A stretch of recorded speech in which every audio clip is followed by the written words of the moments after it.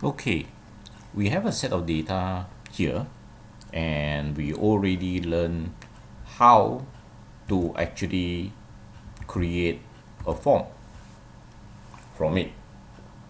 Okay, so what we need to do now is to make sure that as much as possible the data that we key in is actually correct.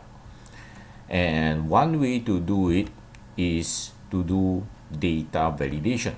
Right, this thing over here under the data tab. So I do have a set of dates. Dates can be validated quite easily, right, using the data validation itself. Right.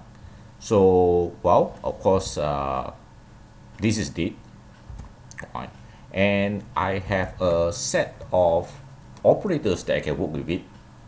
Okay, whether you want it to be between certain to certain date or to be greater than particular date itself, right, is possible. You just key in the value here, right? And once you are done with it, okay, just click OK and test this out.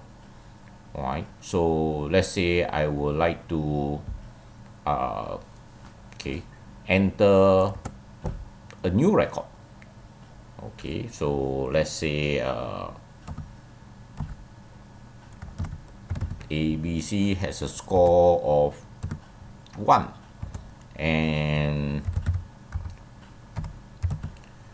right, let's say I key in a very old date, right, and see whether will it actually accept. Right, and it will tell you that, oh, this value is not valid. Alright, so it has restricted this value from going in, okay, which is actually the right thing. Alright, okay, because it follow what we actually want it to do.